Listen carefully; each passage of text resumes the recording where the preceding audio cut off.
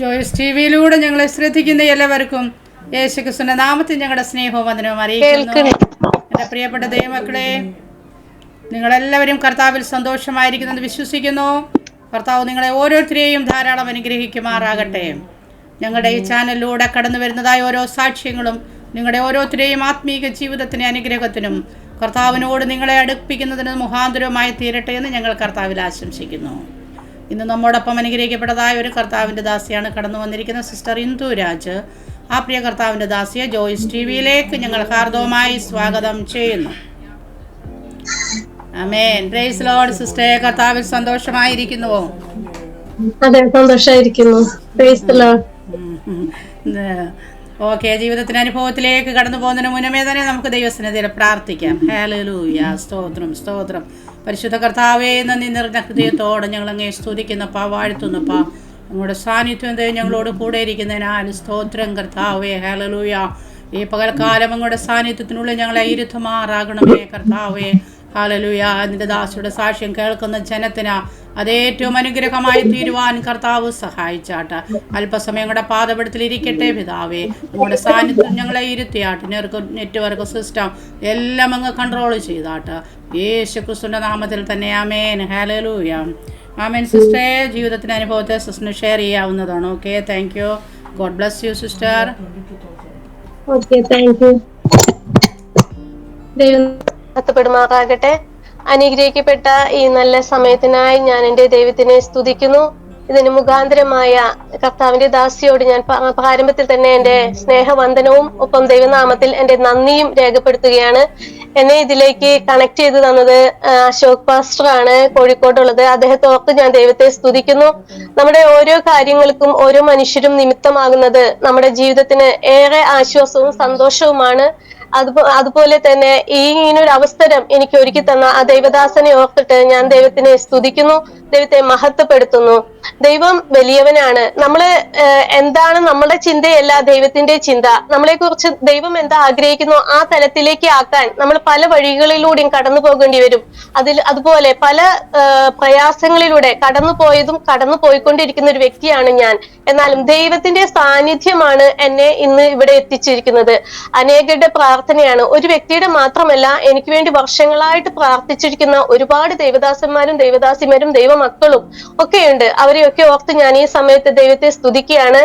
ദൈവത്തിന്റെ എല്ലാ പ്രവൃത്തികളും നമ്മൾ ആരും ചിന്തിക്കുന്ന തലത്തിലൂടെയല്ല നമ്മളെ കടത്തിവിടുന്നത്. ഞാനൊരു ഹിന്ദു തലത്തിലാണ് ജനിച്ചു വളർന്നത്. എൻ്റെ കുഞ്ഞുനാളില് ഞാൻ വളരെയധികം ഹിന്ദു ആചാരപ്രകാരം ജീവിക്കുകയും അതിലെ ചിട്ടകൾ അതുപോലെ അനുഷ്ഠിക്കുകയും ചെയ്തു പോന്നിരുന്ന ഒരു വ്യക്തിയാണ് ഞാൻ. അമ്പലങ്ങളിൽ പോകുന്നത് എൻ്റെ പതിവ് സ്വഭാവം മാത്രമല്ല, അതിൽ അകമഴിഞ്ഞ് വിശ്വസിക്കുകയും ഭക്തിയോടെയാണ് ഞാൻ പോയിരുന്നത്. അതിൻ്റെതായ ചിട്ടകളും കാര്യങ്ങളുണ്ട്. അതുപോലെ അനുഷ്ഠിച്ചു പോന്നിരുന്ന ഒരു വ്യക്തിയാണ്. 3 അമ്പലങ്ങളിൽ സ്ഥിരമായി പോകുന്നത് എൻ്റെ പതിവ് സ്വഭാവമായിരുന്നു. ആ തലത്തിലായിരിക്കുമ്പോൾ അതൊരു ഭക്തി തന്നെയായിരുന്നു. അങ്ങനെ പോയിക്കൊണ്ടിരിക്കുമ്പോഴാണ് ഞാൻ ഈ ദൈവത്തെ ആ സമയങ്ങളിലൊന്നും അറിഞ്ഞിട്ടില്ല. എന്നിരുന്നാലും ഞാൻ കോൺവെന്റ് സ്കൂളിലേക്ക് പഠിക്കാനായിട്ട് പോകേണ്ട ഒരു അവസ്ഥ എൻ്റെ ജീവിതത്തിൽ വന്നപ്പോൾ അവിടെ പ്രാർത്ഥനകളും കാര്യങ്ങളൊക്കെ ഉണ്ടായിരുന്നു. എന്നാൽ എൻ്റെ അമ്മ സ്ഥിരമായിട്ട് എന്നോട് പോകുമ്പോ പറയും, ഒരു കാരണവശാലും ആ പള്ളിയിൽ നീ കയറരുത്, അതിലത്തെ പ്രാർത്ഥനകൾ നീ പഠിക്കരുത്, അത് നീ കേൾക്കാനേ ഇരിക്കരുതെന്ന്. പക്ഷെ എനിക്ക് അതിലത്തെ പാട്ടുകളും ആ പ്രാർത്ഥനയുടെ രീതിയും എന്നെ വളരെയധികം എന്റെ ശ്രദ്ധ അതിലേക്ക് പോവുകയുണ്ടായി. എന്നാൽ ഓരോ ദിവസവും ഓരോ നുണകൾ പറഞ്ഞ ആ പ്രാർത്ഥനയിൽ നിന്ന് മാറിയിരിക്കാൻ എൻ്റെ അമ്മ എന്നെ നിർബന്ധിക്കുമ്പോൾ ഞാൻ അമ്മ അറിയാതെ ആ പള്ളിയിൽ കടന്നു പോവാനും അതില് പോയിട്ട് ആ സ്റ്റേച്യുവിനെ തൊട്ട് നമസ്കരിക്കുക എന്നുള്ളത്, തൊട്ട് ഇങ്ങനെ ടച്ച് ചെയ്യാന്നുള്ളത് അതിന്റെ ഒരു എന്താ പറയാ, ഒരു പതിവ് സ്വഭാവമായി ഉച്ച സമയത്ത് അങ്ങനെ പോകും. ആരുമില്ലാത്തപ്പോ അതിനകത്ത് കയറുമ്പോൾ ഒരു ശാന്തതയും ഒരു അനുഭവം ഞാൻ അനുഭവിച്ചിരുന്നു. അങ്ങനെ നൊവേന എന്നുള്ളതൊക്കെ ഞാൻ പഠിക്കാൻ ശ്രമിച്ചു. സ്കൂളിൽ ആയിരിക്കുമ്പോ കൊന്ത ചെല്ലാനും ഒക്കെ പഠിക്കാൻ ശ്രമിച്ചു. അങ്ങനെ ഇരിക്കുമ്പോൾ അച്ഛനും അമ്മയും കൂടെ ഈ പോട്ട അതുപോലെ മുരിങ്ങൂർ എന്ന ധ്യാന കേന്ദ്രങ്ങളിലൊക്കെ പോവാൻ ഇടയായി. കാരണം എന്താന്ന് വെച്ചിട്ടുണ്ടെങ്കിൽ സാമ്പത്തിക തകർച്ചയായിരുന്നു. ഒപ്പം അമ്മയ്ക്ക് വന്നിരിക്കുന്ന ക്യാൻസർ രോഗവും. എന്റെ ജനനത്തിന് മുമ്പേ അമ്മ ഒരു ക്യാൻസർ പേഷ്യന്റ് ആയിരുന്നു.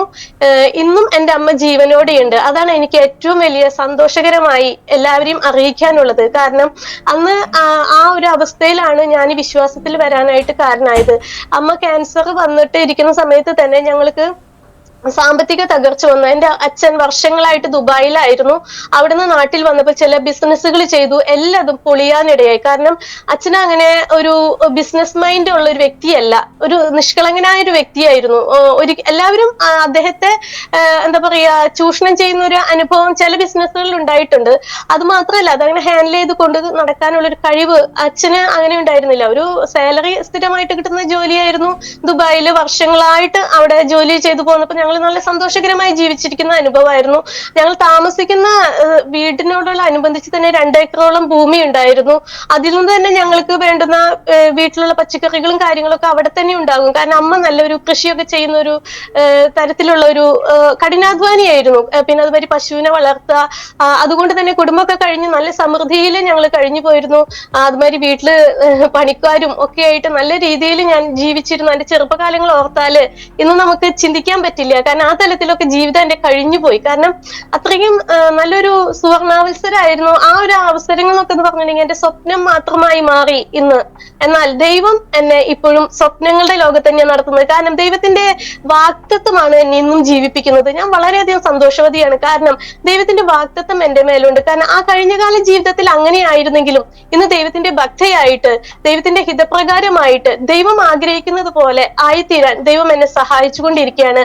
ഞാനൊരു യോസേഫാണ് സത്യത്തിൽ. എന്റെ ഭവനത്തിൽ എനിക്ക് സ്വപ്നങ്ങളുടെ രീതിയിലുള്ള സംഭാഷണങ്ങളാണ് എന്റെ വായിൽ നിന്ന് തന്നെ വരിക. എപ്പോഴും ഞാൻ വലിയ വലിയ കാര്യങ്ങൾ എന്റെ വായിൽ നിന്ന് വരുള്ളൂ. കാരണം ആര് കണ്ടാലും ചിരിച്ചു പോകുന്ന വർത്തമാനങ്ങളാണ് ഞാൻ പറയാ. പക്ഷെ അതെന്റെ ചെറുപ്പകാലങ്ങളിലേ ഉള്ള ശീലമാണ്. എന്നിരുന്നാലും ഇതിൽ വിശ്വാസത്തിൽ വന്നപ്പോൾ യോസെഫിനെ കുറിച്ച് കേട്ടപ്പോൾ യോസെഫിന്റെ സഹോദരന്മാര് അവനെ പൊട്ടക്കിണറ്റിൽ ഇട്ടിട്ടും അവൻ അവിടെ നിന്ന് ജീവിപ്പിച്ച ദൈവം, അതായത് ദൈവത്തിന്റെ വാഗ്ദത്തം ഒരു വ്യക്തിയുടെ തലമേലുണ്ടെങ്കിൽ ഏത് കിണറിലോ കുഴിയിലോ ഇട്ട് അവന്റെ ജീവനെ അപഹരിക്കാൻ ശ്രമിച്ചാലും അവിടെ നിന്ന് ഉയർപ്പിക്കുന്ന ദൈവത്തിന്റെ സാന്നിധ്യമാണ് ഇന്നും എന്നോട് കൂടിയിരിക്കുന്നത്.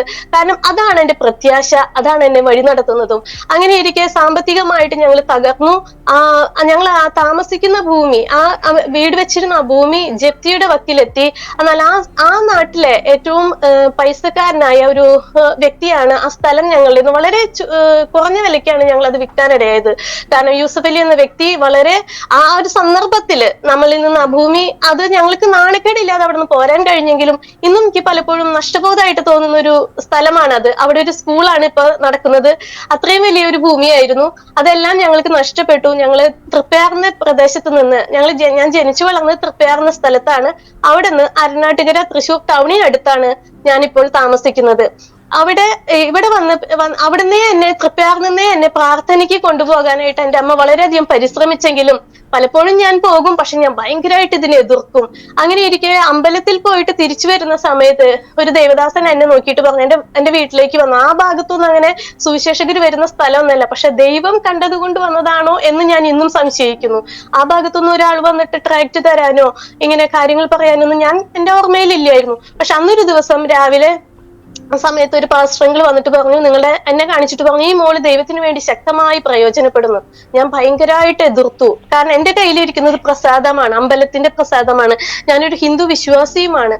അങ്ങനെ ഇരിക്കുന്ന ഒരു വ്യക്തിയോട് അദ്ദേഹം അത് പറഞ്ഞപ്പോൾ എനിക്കുണ്ടായൊരു മാനസിക സംഘർഷം, അത് ഉൾക്കൊള്ളാൻ പറ്റുന്ന ഒരു മനസ്സിന്റെ ആ ഒരു മാനസികാവസ്ഥയായിരുന്നില്ല എനിക്ക്. ഞാൻ വളരെയധികം അതിനെ എതിർത്തു. മാത്രല്ല ഇനിമേല് ഇങ്ങനത്തെ ആൾക്കാർ ഇവിടെ വരണ്ടെന്ന് അമ്മോട് പറയാനും പറയുകയൊക്കെ ചെയ്തു. എന്നാൽ അവിടുന്ന് പതുക്കെ ആ സ്ഥലം വിറ്റ് നമ്മൾ ഇവിടെ വന്നപ്പോ പിന്നെ പ്രാർത്ഥനകൾക്ക്, ഇവിടെ അമ്പലങ്ങളിൽ പോവാനോ എനിക്ക് അങ്ങനത്തെ കാര്യങ്ങളിലേക്കൊന്നും പോകാനുള്ള ഒരു സാഹചര്യം ഇവിടെ ഉണ്ടായിരുന്നില്ല. ഞാൻ വീട്ടിൽ തന്നെ ഒതുങ്ങിക്കൂടി.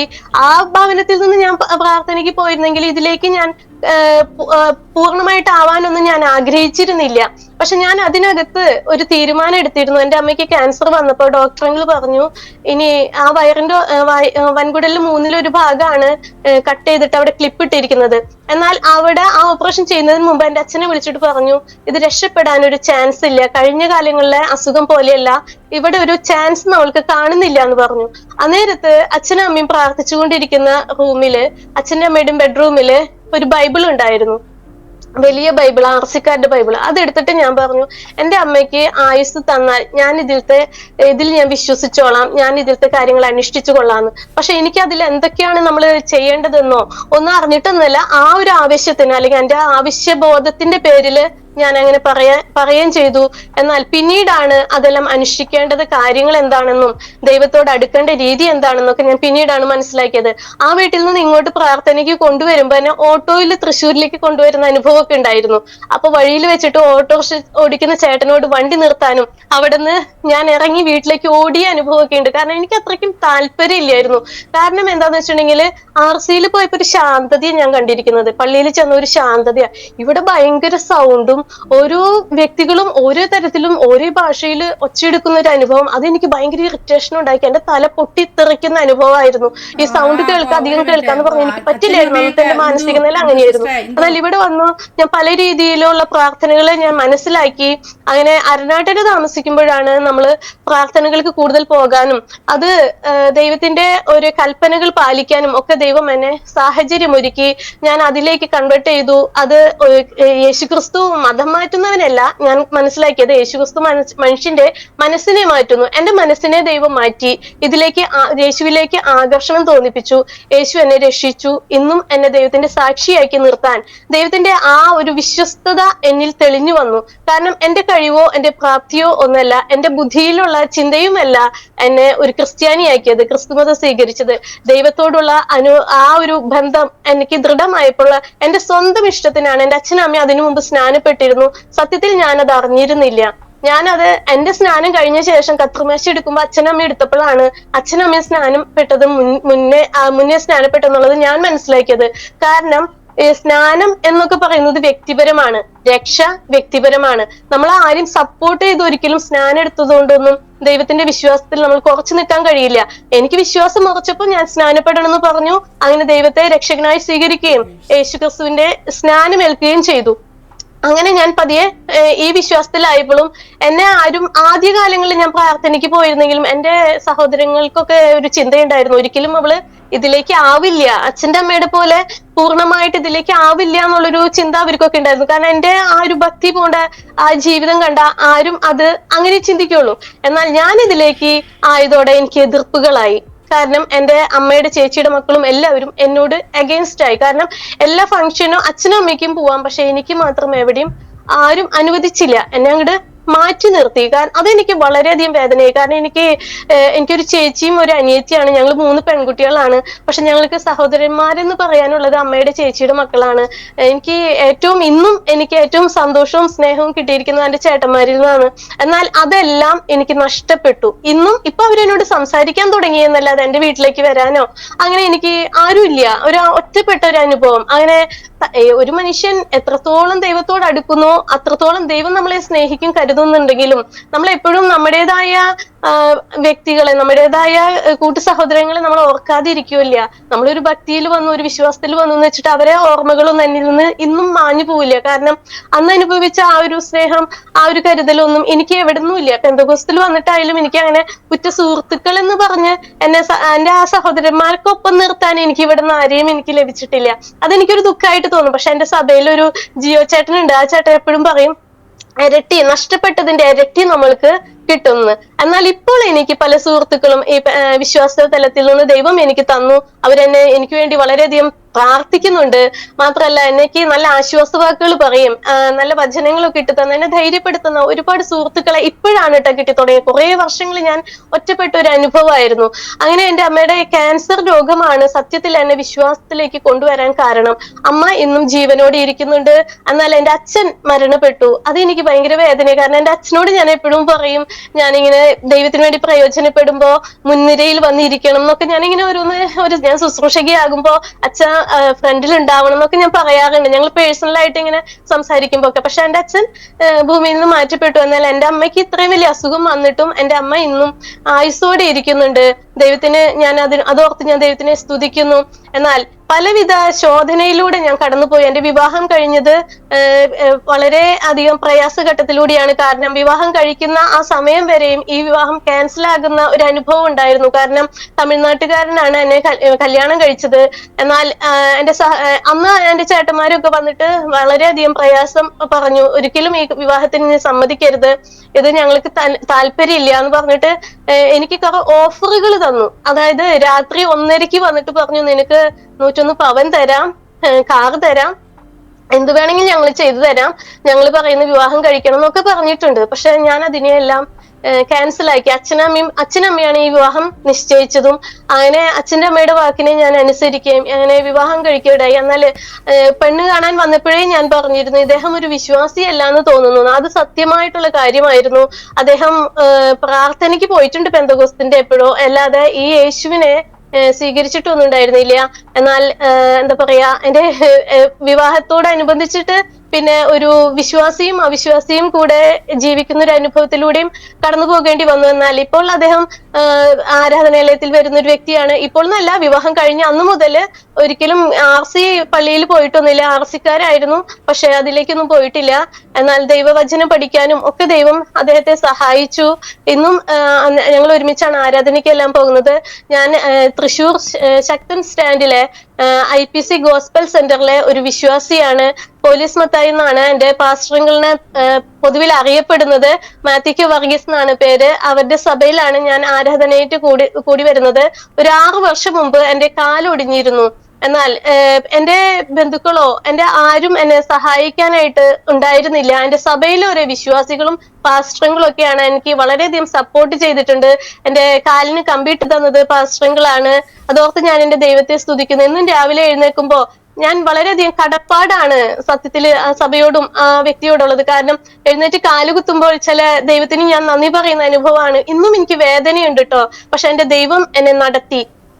അത്ഭുതകരമായി തന്നെ ദൈവം നടത്തി. എഴുന്നേറ്റ് നടക്കാൻ ഒരു സാധ്യതയില്ല. 2 എല്ല് വലത്തെ കാലിന്റെ ഒടിഞ്ഞിരുന്നു. അവിടെ നിന്നെല്ലാം ദൈവം എന്നെ വിടുവിച്ചു. അന്ന് ഞാൻ കുറെ ഒറ്റപ്പെടൽ അനുഭവിച്ചു. കാരണം വീട്ടിൽ ആരും തന്നെ ഇല്ല. എന്നെ തനിച്ചാക്കിയിട്ടാണ് ഹസ്ബൻഡ് ജോലിക്ക് പോണത്. എന്റെ കൂട്ടുകാരിയാണ് എന്നെ നോക്കിയിരിക്കുന്നത്. എന്നാൽ ഓരോ ആവശ്യങ്ങൾക്ക് നമ്മൾ കോൾ ചെയ്തിട്ടാണ് ഓരോരുത്തരും വിളിക്കേണ്ട അനുഭവം. ഒരു വീട്ടില് ഒറ്റയ്ക്ക് ഇരുന്ന അനുഭവം. അതിലും ഞാൻ ഉപവാസ പ്രാർത്ഥന നടക്കുന്നുണ്ടായിരുന്നു 21 ദിവസത്തെ. അപ്പോൾ എനിക്ക് പറ്റുന്നത് പോലെ രാത്രിയില് ഭക്ഷണം കഴിച്ചിട്ട് ഞാൻ ഉപവസിക്കുകയും പ്രാർത്ഥിക്കാം. അന്ന് എന്റെ ഒറ്റ ആവശ്യം യേശുവിന്റെ മുന്നിൽ എന്നെ എഴുന്നേൽപ്പിക്കണം. എനിക്ക് സ്വയം ആരും പരാശ്രയം കൂടാതെ എനിക്ക് ജീവിക്കണം, എനിക്ക് നടക്കണം. അപ്പോഴും ഞാൻ അതിനു വേണ്ടിയിട്ട് പ്രാർത്ഥിക്കുകയും ഒക്കെ ചെയ്തു. എന്നാൽ രണ്ടു ദിവസം മാത്രമാണ് ഞാൻ വാക്കർ പിടിച്ചിട്ട് പ്രാർത്ഥനയ്ക്ക് പോയത്. വളരെ ദൂരമാണ്. ഒരു ദിവസം എന്റെ ചർച്ചിലെ ഒരു ആന്റിയും അങ്കിളും കൂടെ എന്നെ അവരെ കാറിൽ കൊണ്ടുപോയി. ഒരു ദിവസം ഞാൻ സ്കൂട്ടറിൽ എന്നെ ഇരുന്നിട്ട് പോയി. കാരണം എനിക്കൊരു ആഗ്രഹമായിരുന്നു പ്രാർത്ഥനയ്ക്ക് പോണെന്ന്. അന്നും ഞാൻ ദൈവത്തില് വളരെയധികം ആശ്രയിച്ചു. വളരെയധികം കരഞ്ഞ നിമിഷങ്ങളാണ്. ആ കാലൊടിഞ്ഞ സമയം എന്നൊക്കെ പറഞ്ഞിട്ടുണ്ടെങ്കിൽ ഒരു സ്ത്രീ എന്ന നിലയിൽ ഞാൻ ഒരുപാട് വേദനകളിലൂടെ ഞാൻ കടന്നുപോയി. കാരണം എനിക്ക് എന്റെ ദുഃഖം തുറന്നു പറഞ്ഞാൽ ഒരു മനുഷ്യനും മനസ്സിലാവില്ല. കാഴ്ചയിൽ പലരും സഹതപിച്ചെങ്കിലും എനിക്ക് വേണ്ടുന്ന കാര്യങ്ങളിൽ എന്നെ സപ്പോർട്ട് ചെയ്യേണ്ട സ്ഥാനത്ത് നിന്ന് അല്ലെങ്കിൽ എന്നെ കരുതേണ്ടവരൊന്നും എന്നെ കരുതിയില്ല. എന്നെ മാറ്റി നിർത്തിയതാണോ ദൈവം അവിടെ എന്നെ അങ്ങനെ ആക്കി വെച്ചതാണോ എന്നൊന്നും എനിക്കിപ്പോഴും അറിയില്ല. പക്ഷെ അതിന്മേലെല്ലാം ദൈവം എന്നെ കടത്തിവിട്ടെങ്കിലും അവിടെയൊക്കെ എനിക്ക് ജയം തന്നു. കാരണം നിന്നാൽ ഞാൻ പടക്കൂട്ടത്തിന്റെ നേരെ പാഞ്ഞു ചെല്ലും, എന്റെ ദൈവത്താൽ ഞാൻ മതിൽ ചാടി കടക്കുമെന്നാണല്ലോ വചനം പറയുന്നത്. പല മതിലുകളും നമ്മുടെ മുന്നിൽ ഉണ്ടാകും. എന്നെ കേൾക്കുന്ന പ്രിയ ശ്രോതാക്കളെ, നിങ്ങളോട് എനിക്ക് പറയാനുള്ളത്, പല പ്രശ്നങ്ങളും നമ്മുടെ ജീവിതത്തിൽ ഉണ്ടാകും. പല മതിലുകളും നമ്മൾ ചാടിക്കടക്കേണ്ടതുണ്ടാകും. അവിടെയെല്ലാം നമ്മൾ സ്ത്രീകളായിരിക്കാം, പുരുഷന്മാരായിരിക്കാം, കുഞ്ഞുങ്ങളായിരിക്കാം, ആരായിരിക്കുന്നാലും ദൈവത്തിൽ നമ്മൾ ആശ്രയിച്ചാൽ അതിനേലെല്ലാം ജയം നൽകാൻ ദൈവം വിശ്വസ്തനാണ്. ദൈവത്തിന് കഴിയാത്തതായി ഒന്നുമില്ല. ദൈവത്തിൽ പ്രത്യാശ വെച്ചാൽ നമുക്ക് ചിലതെല്ലാം പിടിച്ചെടുക്കാൻ പറ്റും. നമ്മുടെ അനുഗ്രഹങ്ങൾ നമ്മുടെ കയ്യിലായിരിക്കുന്നത് മറ്റുള്ള ഒരു ദാസന്മാരിലോ അല്ല. പക്ഷെ അവര് നമ്മളോട് പറയുന്ന കാര്യങ്ങൾ നമ്മൾ മനസ്സിലാക്കി നമ്മൾ അതുപോലെ അനുഷ്ഠിച്ചു വന്നാല് നമ്മളെ ദൈവമായിട്ടുള്ള ബന്ധത്തിലാണ് ദൈവം പ്രവർത്തിക്കുന്നത്. മറ്റൊരാളുടെ പ്രാർത്ഥനയിൽ മാത്രമല്ല ദൈവം നമ്മളിൽ പ്രവർത്തിക്കുന്നത്. നമ്മുടെ കഴിവുകളോ നമ്മുടെ കാര്യങ്ങളോ നോക്കി കഴിഞ്ഞാൽ പല കുറവുകളാണ് മനുഷ്യരിൽ ദൈവം കാണുന്നത്. പക്ഷെ ദൈവം നമ്മളെ സ്നേഹിക്കുന്നത് കൊണ്ട് ദൈവം നമ്മുടെ കുറവുകളെ ക്ഷമിച്ച് നമ്മുടെ എല്ലാ അതിരുകളെയും വിശാലത വരുത്തുന്ന ദൈവമാണ് നമ്മൾ സേവിക്കുന്ന നമ്മുടെ ദൈവം. ആ ദൈവത്തെ ദൈവമായി ആഴത്തിൽ രുചിച്ചറിഞ്ഞാലാണ് ആ ദൈവത്തിന്റെ ആ ഒരു തീഷ്ണത, നമ്മളെ കുറിച്ചുള്ള പദ്ധതി എന്താണെന്നും നമ്മൾക്ക് ദൈവം എന്തെല്ലാം തരാൻ ഉദ്ദേശിക്കുന്നു നമ്മൾ മനസ്സിലാക്കാൻ കഴിയുക. നമ്മൾ അതിലേക്ക് ആഴമായിട്ട് ചിന്തിക്കാത്തത് കൊണ്ടാണ് പലപ്പോഴും നമ്മൾ തകർന്ന് ഉടഞ്ഞു പോകുന്നത്. എന്നാൽ ദൈവം വലിയവനാണ്, ദൈവത്തിന്റെ പ്രവൃത്തി വലുതാണെന്നുള്ള വിശ്വാസം നമ്മളിൽ വേണം. അപ്പോൾ നമ്മുടെ പ്രശ്നങ്ങൾക്കല്ല നമ്മൾ കണ്ണുകൾ കൊണ്ടുപോവുക. നമ്മുടെ കണ്ണുകൾ ദൈവത്തിലേക്കാകും. ഞാൻ എന്റെ കണ്ണുകളെ പർവ്വതങ്ങളിലേക്ക് ഉയർത്തുന്നു, എനിക്ക് സഹായം എവിടെ നിന്ന് വരും? എനിക്ക് സഹായം ആകാശത്തെയും ഭൂമിയെയും സൃഷ്ടിച്ച യഹോവയെങ്കിൽ നിന്ന് വരുന്നു എന്നുള്ള വചനപ്രകാരം നമ്മൾ ദൈവത്തിലേക്ക് തന്നെ ഉറ്റുനോക്കിക്കൊണ്ട് തുടങ്ങും. അത് നമ്മൾ ചിന്തിക്കുന്ന രീതിയിലല്ല. നമ്മൾക്ക് അപ്പോഴും അത് മനസ്സിലാവുന്നില്ല. നമ്മളെ ദൈവം എങ്ങനെയാ നടത്തുന്നത്, ദൈവം എങ്ങനെയാ നമ്മളെ കുറിച്ച് ഉദ്ദേശിക്കുന്നത്, നമ്മൾ എന്താണെന്ന് നമ്മൾ മനസ്സിലാക്കുന്നില്ല, ദൈവം എന്താണെന്ന് നമ്മൾ തീരെ മനസ്സിലാക്കുന്നില്ല. എന്നാൽ ദൈവം എന്താണെന്ന് നമ്മൾ അതിന്റെ ആഴത്തിൽ മനസ്സിലാക്കി കഴിഞ്ഞാലല്ലേ നമ്മളിലെ ദൈവത്തിന്റെ ഉദ്ദേശം നമുക്ക് മനസ്സിലാവും. നമ്മളിങ്ങനെ അറിയാതെ നമ്മളെ ദൈവം ഇങ്ങനെ ഒരു പാതയിലൂടെ നടത്തും. ഒരു നല്ല നല്ല കോണ്ടാക്ട്സ് നമ്മളിൽ വന്നു ചേരും. ഇത് ഈ ആന്റീനൊന്നും എനിക്ക് നേരത്തെ അറിഞ്ഞിട്ടേ ഇല്ല. പക്ഷെ ദൈവമാണ് കണക്ട് ചെയ്യുന്ന ആള് ആരാണോ അവിടെയാണ് നമ്മുടെ വിജയം കിടക്കുന്നത്, അവിടെയാണ് നമ്മുടെ ഭാവി നിർണ്ണയിക്കുന്നത്. കർത്താവ് യേശുക്രിസ്തുവിനെ സ്വീകരിച്ചാലേ അവിടെ നമുക്ക് പ്രയാസങ്ങൾ ഇല്ല എന്ന് ഞാൻ പറയില്ല. നമുക്ക് അഗ്നിശോധന ഉണ്ടാകും, പല ബുദ്ധിമുട്ടുകൾ ഉണ്ടാകും, രോഗങ്ങളും പ്രയാസങ്ങളും കടഭാരങ്ങളും ഒക്കെ ഉണ്ടായെന്നിരിക്കാം. പക്ഷെ അതിന്മേലെല്ലാം ജയിക്കാനുള്ള ഒരു അഭിഷേകം എന്റെ ദൈവം എനിക്ക് തരും, അതുപോലെ നിങ്ങൾക്കും തരും. ഏത് വ്യക്തിക്കും ദൈവത്തിന് മുഖപക്ഷമില്ലാത്തതുകൊണ്ട് ഏത് വ്യക്തികൾക്കും തരാൻ ദൈവം വിശ്വസ്തന. പക്ഷെ നമ്മൾ ആശ്രയിക്കേണ്ടതുപോലെ ആശ്രയിക്കാനും പ്രാർത്ഥിക്കേണ്ടതുപോലെ പ്രാർത്ഥിക്കാനും പലപ്പോഴും നമ്മുടെ മനസ്സിനെ മടുപ്പിച്ചു കളയുന്ന രീതിയിലുള്ള ജീവിതാനുഭവങ്ങൾ വരുമ്പോഴാണ് നമ്മൾ തകർന്നുടഞ്ഞു പോകുന്നത്. നമ്മുടെ മനസ്സിനെ മടുപ്പിക്കുന്ന പലവിധ തിക്താനുഭവങ്ങൾ നമുക്ക് ഉണ്ടായെന്നിരിക്കാം. അപ്പോഴേക്കും യേശുവിന്റെ സ്നേഹം നമ്മൾ അനുഭവിക്കണം. അതായത് നമ്മളെ തന്നെ വിട്ടുകൊടുക്കാൻ.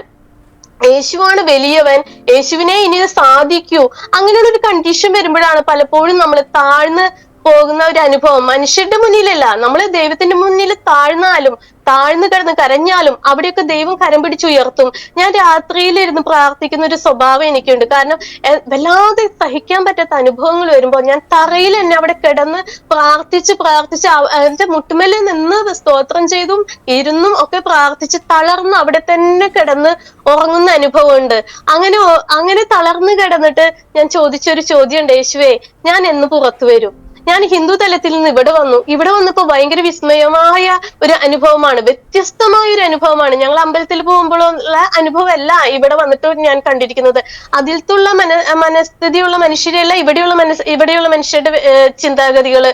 ഇതിൽ നിന്നെല്ലാം ഞാൻ മനസ്സിലാക്കി വന്നപ്പോൾ ഞാൻ ചിന്തിച്ചു, ഞാൻ എങ്ങനെ പുറത്തു വരും? ദൈവത്തിന്റെ ആലോചന എന്നോടുണ്ട്. ഓരോ പ്രാർത്ഥനകൾ കയറുമ്പോൾ ദൈവം പറയും, നീ പുറത്തു വരും, നിന്നെ ഞാൻ ഉപയോഗിക്കുമെന്ന്. എന്നാൽ എനിക്ക് അതിനുള്ള സാധ്യതകൾ തെളിഞ്ഞു വരാതായി ഞാൻ നിരാശയുടെ ആകെ വല്ലാത്തൊരു തലത്തിൽ ഞാൻ എത്തി. അവിടുന്ന് എനിക്ക് തന്നെ എന്റെ മനസ്സിനെ പൊക്കിയെടുക്കാൻ പറ്റുന്നില്ല. അപ്പോഴാണ് ഞാൻ കൂടുതൽ സമയം രാത്രിയിൽ പ്രാർത്ഥിച്ച്. ഒരു മനുഷ്യനും എന്നെ മനസ്സിലാക്കിയിട്ടില്ല ഇന്നും. അതായത് ഒരു മനുഷ്യനെയും പൂർണ്ണമായിട്ട് മനസ്സിലാക്കാൻ കഴിയില്ല എന്നുള്ളൊരു വാസ്തവമുള്ള കാര്യമാണ്. പക്ഷെ നമ്മളെ സൃഷ്ടിച്ച ദൈവം ഉണ്ടല്ലോ, നമ്മുടെ ഹൃദയവും ദൈവം തന്നെയാണ് സൃഷ്ടിച്ചത് അല്ലെ. നമ്മുടെ ഹൃദയത്തിന്റെ തകർച്ച ദൈവം അറിയുന്നു അല്ലെ. മറ്റുള്ള ആർക്കും നമ്മുടെ ഹൃദയത്തെ മനസ്സിലാക്കാൻ കഴിയില്ല. അതായത് ഹൃദയം നുറുങ്ങിയവർക്ക് യഹോവ സമീപസ്ഥൻ, മനസ്സ് തകർന്നവരെ അവൻ രക്ഷിക്കുന്നു. ആ ദൈവം നമ്മുടെ ഹൃദയത്തിന്റെ തകർച്ച ഉള്ളതുപോലെ അറിയും. നമ്മുടെ കൂട്ടുകാരനോടാണ് അല്ലെങ്കിൽ കൂട്ടുകാരിയോടാണ് പറഞ്ഞെന്നുണ്ടെങ്കിൽ ഒരിക്കലും അവര് അതേ സെൻസില് നമ്മൾ പറയുന്ന ഓരോ വാക്കും അതേ സെൻസിൽ എടുക്കില്ല. ചിലരൊക്കെ നമ്മൾ പറയുന്ന വാക്കുകളിൽ വേറെ മീനിങ് ഒക്കെ എടുത്തിട്ട് നമ്മളോട് എന്താ പറയാ എതിർത്ത് സംസാരിക്കുന്ന, വേദനിപ്പിക്കുന്നത് പറയുന്നവരൊക്കെയാണ് എന്റെ അനുഭവത്തിലാട്ടോ ഞാൻ പറയുന്നത്. അങ്ങനെ കുറെ അനുഭവങ്ങൾ എനിക്കുണ്ട്. കാരണം മനുഷ്യരിൽ നിന്നൊന്നും എനിക്കൊരു സഹായവും കണ്ടില്ല, ഒരു മനുഷ്യരിലും എന്നോട് ദയവ് കണ്ടില്ല. എന്നാൽ കർത്താവായ യേശുവ നമ്മളിലെ ദയവ് തോന്നിക്കുന്ന ദൈവ, പ്രാർത്ഥന കേൾക്കുന്ന ദൈവ. ഒരു പാട്ടുണ്ടല്ലോ, പ്രാർത്ഥന കേൾക്കണമേ കർത്താവേ എൻ യാചന നൽകണമേ, കർത്താവേ എൻ യാചന നൽകണമേ. പുത്രന്റെ നാമത്തിൽ ചോദിക്കും കാര്യങ്ങൾ ഉത്തരം തന്നരുളും എന്നുള്ളൊരു വാഗ്ദത്തം പോൽ ദയവായി, എന്നുള്ളൊരു വാഗ്ദത്തം പോൽ ദയവായി. പ്രാർത്ഥന കേൾക്കണമേ കർത്താവേ എൻ യാചന നൽകണമേ, കർത്താവേ എൻ യാചന നൽകണമേ.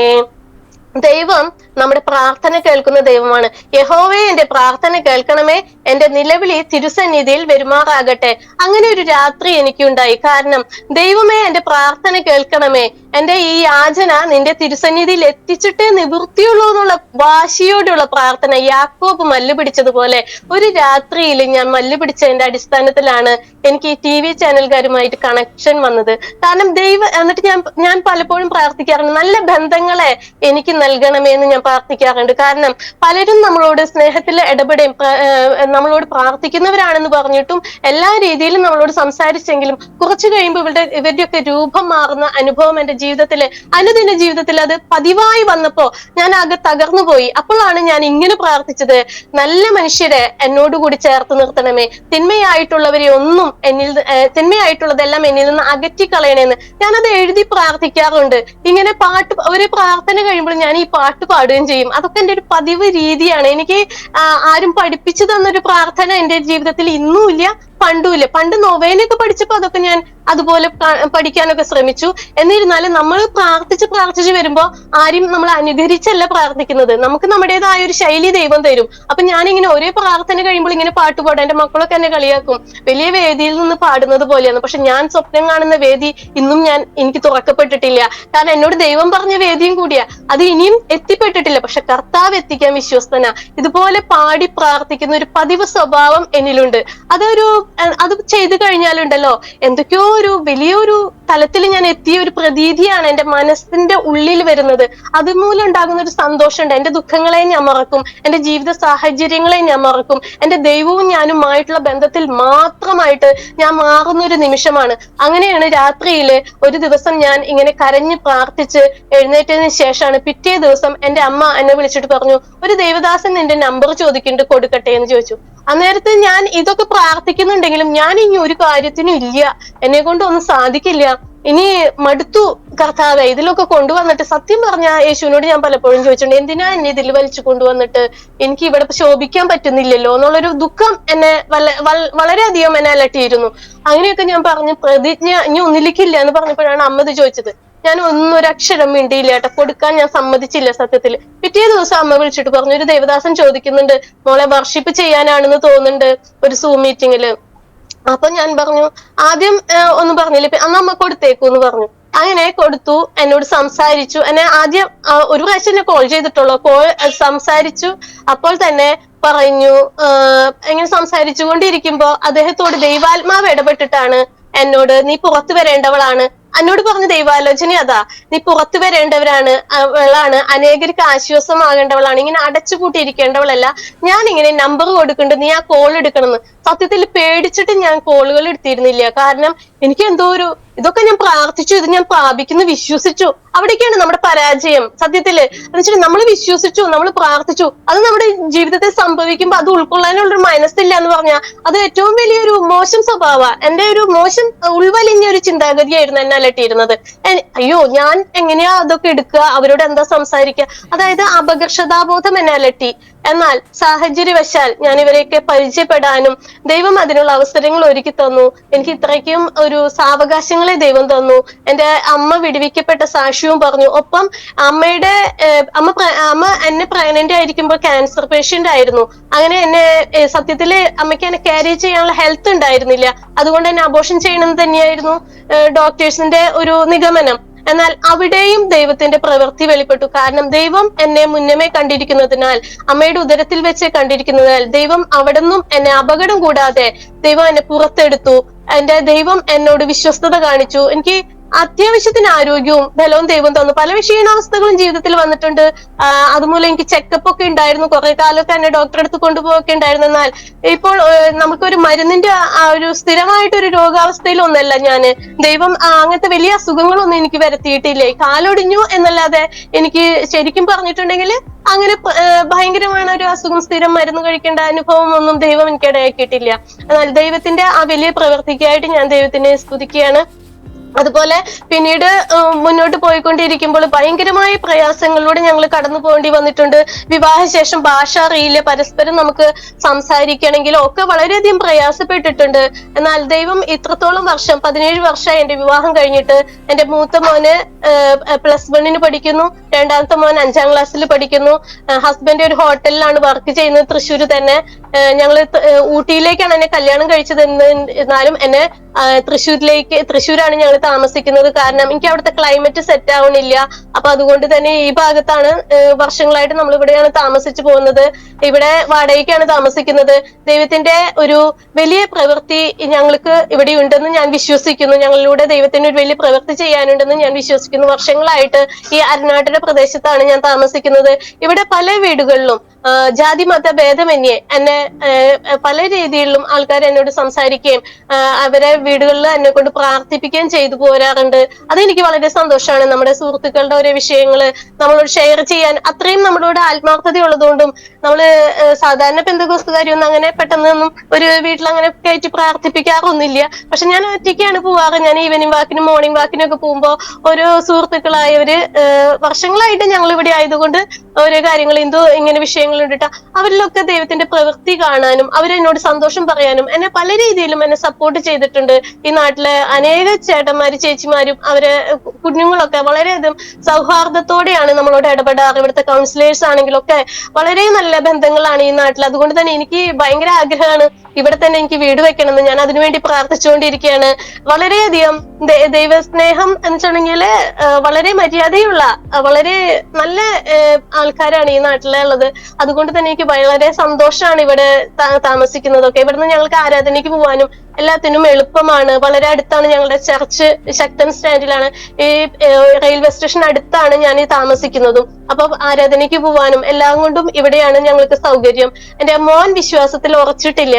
അത് പ്രത്യേകമായിട്ട് എനിക്ക് പല നിലയിൽ എനിക്ക് അതിന്റെ ഒരു വേദന എനിക്ക് പലപ്പോഴും തോന്നാറുണ്ട്. എന്നാൽ അവനിലുള്ള വാഗ്ദത്തം വലുതാ. അപ്പോഴും ഞാൻ ആ വാഗ്ദത്തത്തെ മുറുകെ പിടിച്ച് അവന് വേണ്ടി പ്രാർത്ഥിക്കും. അവന് കൊടുക്കുന്ന ഭക്ഷണമൊക്കെ ഞാൻ പ്രാർത്ഥിച്ചിട്ടാ കൊടുക്കുക. അതായത് ദൈവത്തിന്റെ ഒരു കരുതല് ആ കുഞ്ഞിനോടുണ്ടെന്ന് എനിക്കറിയാം. ദൈവത്തിന്റെ ഒരു വിശ്വസ്തത അവനിൽ വെളിപ്പെട്ട് വരാനുണ്ട്. അപ്പോ അവന് വേണ്ടിയിട്ടും ഞാൻ വളരെയധികം പ്രാർത്ഥിക്കുന്നുണ്ട്. പിന്നെ എന്താ വെച്ചിട്ടുണ്ടെങ്കിൽ ഈ കുട്ടികള് വളർന്നു വരുന്ന സമയമാണല്ലോ. അപ്പൊ അമ്മമാർക്ക് കൂടുതലും അവരെ കുറിച്ചിട്ട് ടെൻഷൻ ഉണ്ടാവും. അപ്പൊ അതുപോലെ നമ്മൾക്കും അവർ പുറത്തു പോയി വരുമ്പോഴൊക്കെ ഭയങ്കര ഒരു എന്താ പറയാ പോയി വരുന്നവരെയൊക്കെ ഞാനിരുന്ന് പ്രാർത്ഥിക്കും. എന്നാൽ അവനില് ദൈവത്തിന്റെ പ്രവൃത്തി വെളിപ്പെടേണ്ടതുണ്ട്. അതാണ് എനിക്ക് ഒരു ദുഃഖമായിട്ട് എന്റെ മനസ്സിൽ എപ്പോഴും നിൽക്കുന്ന ഒരു അനുഭവം. കാരണം അവനൊരു വിശ്വസ്തതയിൽ വന്നു കഴിഞ്ഞാൽ എനിക്ക് വളരെ സപ്പോർട്ടീവ് ആയിരിക്കും എന്ന് എനിക്ക് പലപ്പോഴും തോന്നാറുണ്ട്. കാരണം എത്ര തന്നെയായാലും നമ്മളുടെ മക്കള് നമ്മുടെ കൂടെ നിന്ന് പ്രാർത്ഥിക്കുകയും അല്ലെങ്കിൽ നമ്മളൊരു സ്ഥലത്ത് പോയി പ്രാർത്ഥിക്കാൻ പോകുമ്പോ ഒരു ക്യാൻസർ പേഷ്യന്റിന് ഞാൻ പ്രാർത്ഥിക്കാൻ പോയപ്പോ എന്റെ മോൻ എന്റെ കൂടെ വന്നപ്പോ എനിക്ക് ഉണ്ടായിരുന്ന ഒരു സന്തോഷം ഒന്ന് വലുതായിരുന്നു. കാരണം എന്താന്ന് വെച്ചിട്ടുണ്ടെങ്കിൽ എന്തോ ഒരു വല്ലാത്തൊരു ഫീൽ ആയിരുന്നു എനിക്ക് മോൻ കൂടെ വന്നപ്പോ. കാരണം ഹസ്ബൻഡ് ജോലിക്ക് പോയി, മക്കള് രണ്ടാളാണ് എന്റെ കൂടെ വന്നിട്ട് ആ വീട്ടിൽ പോയിട്ട് വളരെ ദൂരം പോയിട്ട് വലപ്പാട് എന്ന് പറയുന്ന സ്ഥലത്താ, കോതകുളം ആ ഭാഗത്ത് പോയിട്ടാണ് ഞങ്ങൾ പ്രാർത്ഥിച്ചത്. അപ്പൊ അത് വളരെ എനിക്ക് സന്തോഷം ഉണ്ടാക്കി. കാരണം കുഞ്ഞുങ്ങൾ കൂടെയുള്ളപ്പോ ഒരു പ്രത്യേക ബലാണ് നമുക്ക് ഉണ്ടാവുന്നത്. അത് അവൻ വിശ്വാസത്തിൽ ഉറയ്ക്കാൻ വേണ്ടിയിട്ടും എല്ലാവരും പ്രാർത്ഥിക്കണം. കാരണം എന്താ വെച്ചിട്ടുണ്ടെങ്കിൽ തലമുറ നഷ്ടപ്പെട്ടിട്ട് നമുക്കൊരു കാര്യമില്ലല്ലോ. അപ്പൊ അതുകൊണ്ട് അതൊരു ഭാരമാണ്. അവന് 16 വയസ്സാണ് ആയിരിക്കുന്നത്. അതൊരു ഭാരമായിട്ട് എന്റെ മനസ്സിലുണ്ട്. ആ വിഷയത്തെ ഓർത്ത് പ്രാർത്ഥിക്കണം. എന്നാൽ ദൈവത്താൽ കഴിയാത്തതായിട്ടൊന്നുമില്ല. ദൈവിക വാഗ്ദത്തം ഉള്ളത് ഞാൻ ഹിന്ദു തലത്തിലായിരുന്നിട്ടും അതിൽ നിന്ന് എന്നെ പിടിച്ച് എടുത്ത് ഇവിടെ കൊണ്ടുവച്ചെങ്കില് ദൈവത്തിന് ചെയ്യാൻ പ്രവർത്തികൾ ചെയ്യാൻ നിസ്സാര കാര്യമാണ്. എന്നാൽ മനുഷ്യര് അതിന് നമ്മളെ കുറിച്ച് ദൈവം പറയുന്ന കാര്യങ്ങൾ ഉൾക്കൊള്ളാനും അതിലേക്ക് മനസ്സ് വെക്കാനും കഴിയാത്തതാണ് ഇന്ന് പലരുടെയും വിശ്വാസ ജീവിതത്തിലെ പരാജയം. ദൈവിക ആലോചനകളും ദൈവിക തോതുകളും ഏറ്റെടുക്കും. അന്നേരത്ത് നമ്മൾ കൈയടിക്കും. ഞാൻ ഉൾപ്പെടെ പല നേരത്ത്. പക്ഷെ പിന്നീട് നമുക്ക് ഉണ്ടാവുന്ന കാര്യങ്ങൾ അതിന്റെ ഓപ്പോസിറ്റ് കാര്യങ്ങളായിരിക്കും. വീട്ടിൽ വരുമ്പോൾ നെഗറ്റീവ് ആയിട്ടുള്ള കാര്യങ്ങൾ വരുമ്പോ നമ്മൾ ആ പറഞ്ഞ വാക്കുകളും എല്ലാതും മറന്നു പോയിട്ട് നമ്മൾ നിരാശയും നമ്മുടെ വിശ്വാസത്തിൽ നിന്ന് കുറഞ്ഞു പോകുന്നത് കാണുന്ന ഒരു അനുഭവം എന്റെ ജീവിതത്തിൽ ഉണ്ടായിട്ടുണ്ട്. വിശ്വാസം എന്നതോ ആശിക്കുന്നതിന്റെ ഉറപ്പും കാണാത്ത കാര്യങ്ങളുടെ നിശ്ചയവുമാണ്. എപ്പോഴും നമ്മൾ വിശ്വാസം എന്നത് ആശിക്കുന്നതിനൊപ്പം നമ്മുടെ ആശയപ്രകാരമാണ് നമ്മുടെ വിശ്വാസം നമ്മൾ ജ്വലിക്കുന്നത്. അതുമാതിരി കാണാത്ത കാര്യങ്ങളാണ് നമ്മൾ പ്രവചിക്കേണ്ടത്, നമ്മൾ വായി കൊണ്ട് പറയേണ്ടത്. കാണാത്ത കാര്യങ്ങളുടെ നിശ്ചയം, ആ കാര്യങ്ങളെ കുറിച്ചുള്ള നിശ്ചയദാർഢ്യം അത് നമ്മുടെ ഹൃദയത്തിന്റെ അന്തർഭാഗത്തുള്ള വിശ്വാസത്തിൽ നിന്ന് വരണം. ആ വിശ്വാസം വന്നു കഴിഞ്ഞാൽ മാത്രമാണ് നമുക്ക് നമ്മുടെ വിജയത്തിലേക്ക് നമ്മളെ വഴി നടത്തുക. അത് എത്തിച്ചേരാത്തോടത്തോളം, ആ വിശ്വാസം നമ്മുടെ ഹൃദയാന്തർഭാഗത്ത് വരാത്തോടത്തോളം നമുക്ക് എവിടെയും ഒരു നിലനിൽപ്പില്ലാത്തൊരു അനുഭവം വരും. എന്നാൽ ഉയർച്ച വരണമെങ്കിൽ നമ്മൾ ദൈവത്തിൽ വിശ്വസിക്കണം. ദൈവത്തിന്റെ പ്രവൃത്തികള്, വരാൻ പോകുന്ന പ്രവൃത്തികളെ നമ്മൾ വർണ്ണിച്ച് കാണണം. അതായത് ഒന്നും കൂടെ ഭയങ്കരമായിട്ട് സംഭവിക്കും എന്നുള്ളത്, നല്ല കാര്യങ്ങൾ നമ്മുടെ ജീവിതത്തിൽ സംഭവിക്കും എന്നുള്ള ഒരു ബോധ്യത നമ്മൾക്ക് വേണം. പ്രത്യേകിച്ച് കർത്താവ് ഇനി വരാൻ ഏറെ താമസമില്ല എന്നാണ് എല്ലാ ദേവദാസന്മാരും പ്രസംഗിക്കുമ്പോൾ ഞാൻ കേൾക്കുമ്പോ പലപ്പോഴും എനിക്ക് തോന്നും, ദൈവമേ എന്നിലുള്ള വാഗ്ദത്തങ്ങൾ ഒന്നും നിറവേറിയിട്ടില്ലല്ലോ, പെട്ടെന്ന് ഇങ്ങോട്ട് വന്നാൽ അതൊക്കെ എപ്പോഴും നടക്കുന്നുള്ള ചിന്തയൊക്കെ എനിക്ക് വരാറുണ്ട്. എന്നാൽ ഞങ്ങളുടെ പാസ്റ്ററുകൾ എപ്പോഴും നിത്യതയിൽ എത്തിച്ചേരണം എന്നുള്ളൊരു എപ്പോഴും അതിനെ കുറിച്ചിട്ട് പ്രസംഗിക്കും. എല്ലാ പ്രസംഗത്തിന്റെ അവസാനം സത്യത്തിൽ ചില സമയത്തൊക്കെ നമുക്കൊരു ഭയം തോന്നുന്ന രീതിയിൽ ചില ദേവദാസന്മാർ അത് പ്രസംഗിക്കുമ്പോൾ നമ്മുടെ ഉള്ളിന്റെ ഉള്ളില് ഒരു ഭയം വരും. കാരണം നിത്യത എന്നത് നമ്മൾക്ക് ദൈവം അവകാശമായി തരുന്നതാണ്. എന്നാൽ നമ്മൾ അതിലേക്ക് എത്തിപ്പെടാനായിട്ട് ഒരുപാട് കാര്യങ്ങൾ ഓരോ ദിവസവും നമ്മൾ ക്ലിയർ ചെയ്ത് പോരേണ്ടതുണ്ട്. അത് എത്തിച്ചേരാൻ ഒരു ചെറിയ തടസ്സം ഉണ്ടെങ്കിൽ അത് എത്തിച്ചേരില്ലല്ലോ. അപ്പൊ നമ്മൾക്ക് പെട്ടെന്ന് കേൾക്കുമ്പോൾ ഭയം തോന്നുന്ന അനുഭവമൊക്കെ എനിക്ക് ഉണ്ടാകാറുണ്ട്. എന്നാൽ ദൈവത്തില് ആശ്രയിച്ച് ദൈവത്തോട് കൂടുതലും പ്രാർത്ഥിച്ചു പോകുമ്പോ നമ്മൾക്കൊരു ഹോപ്പാണ്. നമ്മൾ കഷ്ടത അനുഭവിച്ചാലും, ഇവിടെ ദുഃഖം ഏറെ വന്നാലും, ഇവിടെ എന്തൊക്കെ പ്രയാസങ്ങൾ നേരിട്ടാലും നമുക്കൊരു പ്രത്യാശയുള്ള ഒരു രാജ്യമുണ്ട്. ദൈവരാജ്യം നമുക്ക് കിട്ടും. ആ ഒരു പ്രതീക്ഷയാണ് എന്നെ ഇതുവരെയും നടത്തിയിരിക്കുന്നത്. അതിനോടനുബന്ധിച്ചൊരു പാട്ട് പാടാം. നിത്യതയിലെ വാസമോർക്കുമ്പോൾ ഇത്തരയിലെ ക്ലേശം സാരമില്ല. നിത്യതയിലെ വാസമോർക്കുമ്പോൾ ഇത്തരയിലെ ക്ലേശം സാരമില്ല. വന്മതിൽ പോൽ എതിരു വന്നാൽ ദൈവത്താൽ ഞാനതു മറികടക്കും. നിത്യതയിലെ വാസമോർക്കുമ്പോൾ ഇത്തരയിലെ ക്ലേശം സാരമില്ല. കഴുകൻ തൻ പുതുബലം ധരിച്ചിടുക, കാത്തിടുക നാമേശുവിനായി. കഴുകൻ പോൽ പുതുബലം ധരിച്ചിടുക, കാത്തിടുക നാമേശുവിനായി. കാലങ്ങളിനിയും ഏറെയില്ല, കൃപയിൻ വാതിലൊരുങ്ങിടാറായി. കാലങ്ങളിനിയും ഏറെയില്ല, കൃപയിൻ വാതിലൊരുങ്ങിടാറായി. നിത്യതയിലെ വാസമോർക്കുമ്പോൾ ഇത്തരയിലെ ക്ലേശം സാരമില്ല. നിത്യതയിലെ വാസമോർക്കുമ്പോൾ ഇത്തരയിലെ ക്ലേശം സാരമില്ല. നിത്യതയിലെ വാസം ഓർക്കുമ്പോൾ നമ്മൾ ഈ അനുഭവിക്കുന്ന ഈ ക്ലേശങ്ങൾക്കൊന്നും ഒരു പ്രസക്തി ഇല്ല നമ്മുടെ ജീവിതത്തില്. കാരണം കർത്താവായ യേശുവിനെ കാണാന്നുള്ളതാണ് ഒരു ദൈവഭക്തന്റെ അല്ലെങ്കിൽ ഒരു ഭക്തയുടെ ഏറെ പ്രതീക്ഷ വേണ്ടത്. ഈ ഭൂമിയിലായിരിക്കുമ്പോൾ നമുക്ക് കഷ്ടങ്ങളുണ്ട്, പ്രയാസങ്ങളുണ്ട്, രോഗങ്ങളുണ്ട്, പീഡകളുണ്ട്, മാനുഷിക ഉപദ്രവങ്ങളൊക്കെ ഏറെ ഞാൻ സഹിച്ചിട്ടുള്ള ഒരു വ്യക്തിയാണ്. കാരണം ഒരു സ്ത്രീ എന്ന നിലയിൽ എനിക്ക് തുറന്നു പറയാൻ പറ്റാത്ത, ഒരു മീഡിയക്കാരോടോ മറ്റാരോടോ എനിക്ക് തുറന്നു പറയാൻ പറ്റാത്ത ഒരുപാട് തിക്താനുഭവങ്ങളിലൂടെ ഞാൻ കടന്നു പോയിട്ടുണ്ട്. അപ്പോഴൊക്കെ എന്നെ പിടിച്ചു നിർത്തിയത് പല ദേവദാസന്മാരിലൂടെ പറയും നിത്യതയിലെത്തും, നിത്യതയിലെത്തും. അപ്പോഴൊക്കെ എനിക്ക് ആദ്യമൊക്കെ അതിനെ ഉൾക്കൊള്ളാനുള്ളൊരു ബുദ്ധിയോ ഒരു മനസ്സോ എനിക്ക് ഉണ്ടായിരുന്നില്ല. എന്നാൽ ഈ പാട്ട് ഞാനിങ്ങനെ പാടുമ്പോൾ ഞാൻ അതിലിങ്ങനെ ലയിച്ചു പോകും. കാരണം ഈ ഭൂമിയിലെ ക്ലേശങ്ങളൊന്നും നമുക്ക് ഒരു സാരമില്ല, നമുക്ക് സഹിക്കാവുന്നതേ ഉള്ളൂ. അല്ലെങ്കിൽ സഹിക്കാൻ പറ്റാത്തതാണെങ്കിലും അതിനെ ജയിക്കാൻ ദൈവം ഒരു കൃപ തരും. അവിടെയാണ് നമ്മുടെ ദൈവഭക്തരായ നമ്മുടെയൊക്കെ ഒരു വിജയം. കാരണം അത് സഹിച്ച് നമ്മൾ കടന്നു കഴിയുമ്പോഴാണ് അടുത്ത കൃപ, അടുത്ത ഒരു തലത്തിലേക്ക്, ആത്മീയ തലത്തിലേക്ക് ദൈവം നമ്മളെ എത്തിക്കുന്നത്. അതുപോലെ നിത്യതയിലെ ക്ലേശം ഓർക്കുമ്പോൾ ഈ ഭൂമിയിലെ കഷ്ടങ്ങളൊന്നും സാരമില്ല എന്നെണ്ണാൻ നമുക്കൊരു ദൈവകൃപ നമ്മളിൽ ഓരോരുത്തർക്കും ദൈവം തരും. അത് അനുഭവങ്ങളിലൂടെ കടന്നു പോകുമ്പോഴാണ് മനുഷ്യന്മാരുടെ ഉപദ്രവവും ശാരീരിക ക്ലേശങ്ങളും സാമ്പത്തിക ബുദ്ധിമുട്ടുകളും എല്ലാം അനുഭവിച്ചപ്പോഴൊക്കെ കർത്താവ് എന്നെ നിലനിർത്തിയത് ഈ ഒരു പ്രതീക്ഷയിൽ ഒന്ന് മാത്രമാണ്. നിത്യതയിൽ എത്താൻ പറ്റും. ഇവിടെയൊക്കെ നീ സഹിച്ചാലും, ഒരു മനുഷ്യന് നിന്നെ മനസ്സിലാക്കിയില്ലെങ്കിലും, ഒരു ദേവദാസന്മാര് നിന്നെ കുറിച്ച് നല്ലത് പറഞ്ഞില്ലെങ്കിലും അല്ലെങ്കിൽ അംഗീകരിച്ചില്ലെങ്കിലും, എനിക്ക് പലപ്പോഴും അംഗീകരിക്കപ്പെടേണ്ട സ്ഥാനങ്ങളിലൊക്കെ എനിക്ക് തിരസ്കരണങ്ങളാണ് ഉണ്ടായിരിക്കുന്നത്. അത് എന്നെ വളരെയധികം തകർത്ത അനുഭവങ്ങളുണ്ട്. കാരണം ഹൃദയത്തിൽ അധികം മുറിവേറ്റ അനുഭവങ്ങളാണത്. നമ്മളെ അംഗീകരിക്കേണ്ടവര് നമ്മൾ അംഗീകരിക്കില്ല, അവര് മുഖം മറച്ചു കളയുന്ന ഒരു അനുഭവം.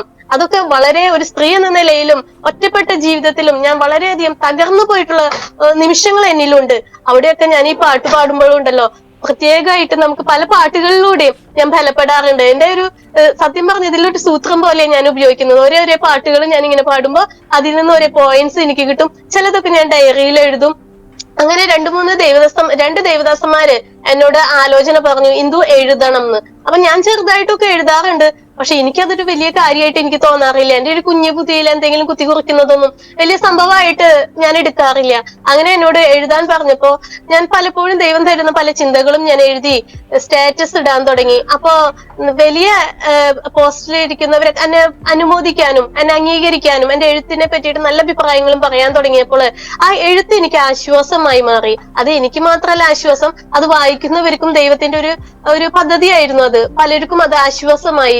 അങ്ങനെ എന്റെ പേരെഴുതിയിട്ട്, ഞാൻ ആദ്യം പേരെഴുതാറില്ല. അങ്ങനെ എന്റെ ഒരു ഫ്രണ്ടാ പറഞ്ഞത്, നിന്റെ പേര് വെച്ച് എഴുതി തുടങ്ങണം, കാരണം നിനക്ക് എഴുതാൻ ദൈവം ഒരു കൃപ തന്നിട്ടുണ്ട്, അതിനെ നീ വളർത്തിയെടുക്കണം, കാരണം അനേകർക്ക് അത് ആശ്വാസമാകുന്നു. അങ്ങനെ ഇരിക്കുമ്പോൾ ഞാൻ അങ്ങനെ ചില ചിന്തകളൊക്കെ എഴുതിയിട്ടതൊക്കെ അനേകരെ എന്നെ അതില് അപ്രിഷിയേറ്റ് ചെയ്യാനും നല്ല ചിന്തകളാണെന്ന് പറയാനൊക്കെ ചെയ്യുമ്പോൾ ദൈവ സാന്നിധ്യമുള്ള കാര്യങ്ങളാണ് നമ്മൾ എഴുതാറ്. യേശു മതം മാറ്റുന്നവരല്ല, മനുഷ്യന്റെ മനസ്സിനെ മാറ്റുന്നു, മനുഷ്യന്റെ ഹൃദയ നിരൂപണങ്ങളെ മാറ്റുന്നു. അങ്ങനെയൊക്കെ പല ചിന്തകളും ഞാൻ എഴുതാൻ തുടങ്ങി. അതുമാതിരി എന്നെ വിളിച്ചത് ഒരു പ്രസ്ഥാനത്തിന്റെ പരസ്യത്തിനായിട്ടല്ല, ദൈവത്തിന്റെ പ്രതീകമായിട്ടത്തെ. അങ്ങനെയൊക്കെ ഞാൻ തുറന്ന് എഴുതാൻ തുടങ്ങി. ചിലർക്കത് ദഹിക്കണമെന്നില്ല, എന്നിരുന്നാലും മറ്റു ചിലരൊക്കെ നന്നായി എഴുതുന്നുണ്ട് എന്ന് പറഞ്ഞ് പ്രോത്സാഹിപ്പിച്ചത് സത്യത്തിൽ എനിക്കതൊരു വലിയൊരു അവാർഡ് കിട്ടിയ പോലെയായിരുന്നു. അതൊക്കെ എനിക്ക് ഇതിൽ വന്നിട്ട്, നമ്മളെ വിശ്വാസ ജീവിതത്തിൽ വന്നിട്ട് നല്ലൊരു അനുഭവമാണ്. കാരണം എന്നെ പ്രോത്സാഹിപ്പിക്കാൻ ഒരു കൂട്ടം, തളർത്താനും തകർക്കാനും ഒരു പക്ഷമുണ്ട്. എന്നാൽ അതിനപ്പുറത്ത് എവിടെയോ കിടക്കുന്ന ദൈവജനങ്ങള് എന്നെ പ്രോത്സാഹിപ്പിക്കാൻ തുടങ്ങി. അതെനിക്ക് വളരെയധികം കരുത്തായിരുന്നു. അതുപോലെ ഈ കൊറോണ വന്ന ശേഷം ഞാൻ സൂം മീറ്റിങ്ങുകളിൽ കയറാൻ തുടങ്ങി. അങ്ങനെയാണ് ഞാൻ ആത്മീയത്തില് ഞാനൊരു ഗ്രിപ്പ് എനിക്ക് കിട്ടിയത്. കാരണം എന്താന്ന് വെച്ചിട്ടുണ്ടെങ്കിൽ പല മീറ്റിങ്ങുകൾ ഇങ്ങനെ അറ്റൻഡ് ചെയ്യാൻ തുടങ്ങിയപ്പോ എനിക്ക് ദൈവവചനം നമ്മളിങ്ങനെ ഫുൾ ഇങ്ങനെ കേൾക്കുമ്പോ നമ്മുടെ മൈൻഡൊക്കെ ഒന്ന് ഫ്രീ ആയി. നമ്മുടെ ഭയങ്കര പിരിമുറുക്കായിരുന്നു. എനിക്ക് മാനസികമായിട്ട് വളരെയധികം തകർച്ചയും തളർന്നൊരു അനുഭവങ്ങൾ എനിക്കുണ്ടായിരുന്നു. എന്നാൽ അതിൽ നിന്നെല്ലാം എനിക്കൊരു മുക്തി കിട്ടിയത്, ഞാൻ ഈ പ്രയർ ഓൺ ചെയ്ത് വെക്കും, ഒരിക്കലും ഞാൻ വീഡിയോ ഓൺ ചെയ്ത് വെക്കില്ല. കാരണം എനിക്ക് വീഡിയോ ഓൺ ചെയ്തിട്ട് അതിലേക്ക് നോക്കിയിരിക്കുന്ന ഒരു സ്വഭാവം എനിക്ക് പറ്റണില്ല. എനിക്ക് അങ്ങനെ കോൺസെൻട്രേറ്റ് ചെയ്തിരിക്കാൻ പറ്റാറില്ല. അങ്ങനെ എന്നെ ആരും കാണില്ല. പക്ഷെ എന്റെ പേര് കണ്ടിട്ട് പോലും ദൈവാത്മാവ് ചില ദേവദാസന്മാരിലൂടെ ദൂത് പറഞ്ഞു, ഇന്ദുരാജ് നീ പുറത്തു വരുന്നു. അന്നും ഞാൻ ചിന്തിച്ചു ഇതെങ്ങനെ, ഇതൊക്കെ കേൾക്കുമ്പോ ഭയങ്കര ആവേശം, ഭയങ്കര സന്തോഷം. അപ്പൊ തോന്നും വീഡിയോ ഓൺ ചെയ്ത് വെച്ചാലോന്ന്. പക്ഷെ എനിക്ക് വീഡിയോ ഓൺ ചെയ്തിട്ട് അതിലേക്ക് തന്നെ നോക്കിയിരിക്കാന്ന് പറഞ്ഞ എനിക്ക് ഭയങ്കര അസ്വസ്ഥത. ഇന്നും അതേട്ടാ, ഞാൻ വല്ലാതെ അങ്ങനെ ഓൺ ചെയ്ത് വല്ലപ്പോഴൊക്കെ ഒന്ന് ഓൺ ചെയ്ത് വെച്ചിരിക്കുള്ളൂ. എന്നെ ആരും ഇതില് സൂം മീറ്റിംഗിൽ ഞാൻ കയറുന്നുണ്ടെങ്കിൽ എന്റെ പേര് കേൾക്കുന്നല്ലാതെ എന്നെ ആരും കണ്ടിരുന്നില്ല. അങ്ങനെ പിന്നീട് നമ്മള് വീഡിയോ ഇടയ്ക്കൊക്കെ ഓൺ ചെയ്ത് വെക്കും. അങ്ങനെ ദേവദാസന്മാരിലൂടെ കേൾക്കുന്ന ആലോചനകളും അതൊക്കെ ഇപ്പൊ നിവർത്തീകരിച്ചു കൊണ്ടിരിക്കുക. എവിടെയോ ഉള്ള ദൈവഭക്തരാ, എവിടെയോ ഉള്ള വിശ്വാസികളാ, നമ്മുടെ തൃശ്ശൂർക്കാരൊന്നല്ല. പക്ഷെ എനിക്ക് കോണ്ടാക്ട്സ് മൊത്തം ഇപ്പൊ പുറത്തുള്ളവരാ. കാരണം എന്താ വെച്ചാൽ ദൈവമാണ് അതൊക്കെ കണക്ട് ചെയ്ത് തരുന്നത്. അവരിലൂടെയാണ് നമുക്ക് ചില വഴികളും തുറക്കപ്പെട്ടത്. അതോർത്ത് ഞാൻ ദൈവത്തിനെ സ്തുതിക്കുകയാണ്. എന്റെ ദൈവം വിശ്വസ്തനാണ്. എന്നെ കേൾക്കുന്നവരെ നിങ്ങളെയും ദൈവം ഉയർത്തും. കാരണം എനിക്ക് ഒന്നേ പറയാനുള്ളൂ, ദൈവത്തിൽ പൂർണ്ണമായിട്ട് നമ്മളെ അങ്ങോട്ട് വിട്ടുകൊടുക്കുക. അപ്പൊ ഞാൻ ഈ പ്രാർത്ഥനയ്ക്ക് ആദ്യമായിട്ട് ഹിന്ദു ആയിരിക്കുന്ന സമയത്തൊന്നും ഈ പ്രാർത്ഥനയ്ക്ക് വരുമ്പോഴേ നമ്മളെ ഏൽപ്പിച്ചു കൊടുക്കുക, സമർപ്പിക്കുക, വിട്ടുകൊടുക്കുക എന്നൊക്കെ പറയുമ്പോ ഇതൊന്നും ഞങ്ങൾ അവിടെ പോയി അമ്പലത്തിൽ പോയ തൊഴുതും ഇങ്ങോട്ട് വരെ നിശബ്ദതയാണ്. അവിടെ പരസ്പര സംഭാഷണങ്ങളൊന്നുമില്ല.